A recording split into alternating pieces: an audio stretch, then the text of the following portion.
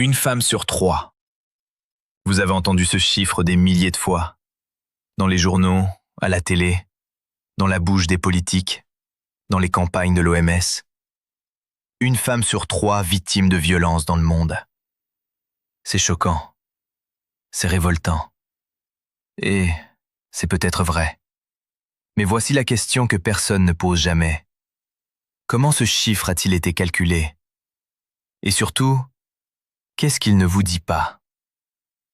L'étude principale derrière ce chiffre s'appelle la WHO Multi-Country Study. C'est l'étude phare de l'Organisation mondiale de la santé sur les violences domestiques. Elle a été menée dans 10 pays, des milliers de participants, des années de travail. Et elle n'a interrogé que des femmes. Laissez ça rentrer. Une étude sur la violence dans les couples, qui n'interroge que la moitié du couple. En science, on appelle ça un biais de sélection. En langage courant, on appelle ça « regarder avec un œil fermé ». Et quand vous regardez avec un œil fermé, vous ne voyez que la moitié du tableau.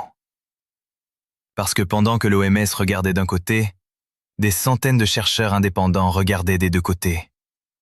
Murray Straus, professeur à l'université du New Hampshire.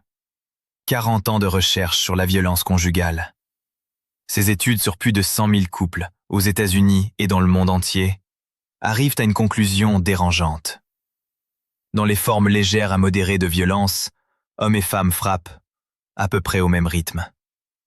La base de données PASK, Partner Abuse State of Knowledge, agrège plus de 1700 études scientifiques sur ce sujet.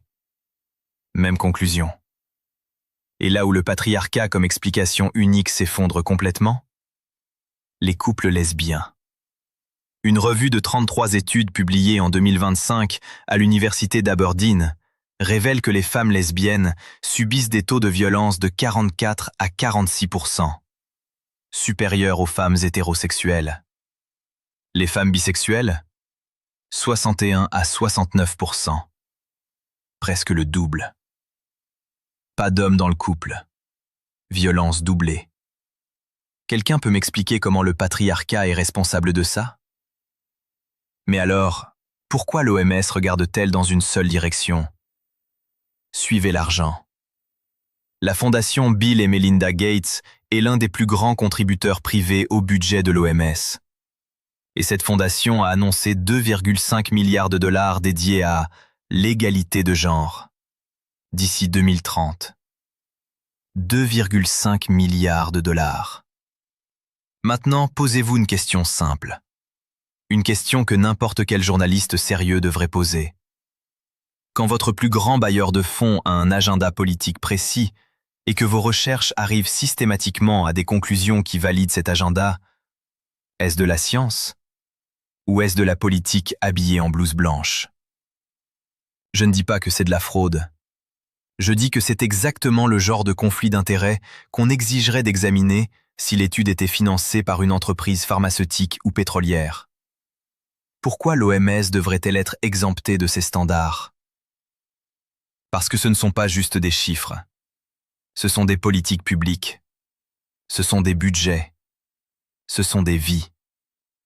En France, il n'existe quasiment aucune structure d'aide pour les hommes victimes de violences conjugales. 0 financement public dédié. 0 campagne nationale. Pourtant, les données mixtes sont là. Les hommes victimes existent.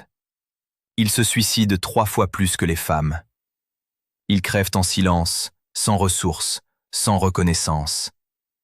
Pendant ce temps, des milliards sont alloués sur la base d'études qui n'ont jamais daigné les compter. Ce n'est pas de l'égalité. C'est de la comptabilité sélective de la souffrance humaine. Alors la prochaine fois que vous entendrez « une femme sur 3 », demandez comment ce chiffre a été calculé. Demandez qui a financé l'étude. Demandez ce que l'étude n'a pas mesuré. Ce n'est pas de la misogynie, ce n'est pas du déni. C'est ce qu'on appelle la pensée critique. Et c'est exactement ce que certaines institutions préfèrent que vous n'exerciez pas. La vérité n'a pas de genre. La souffrance non plus.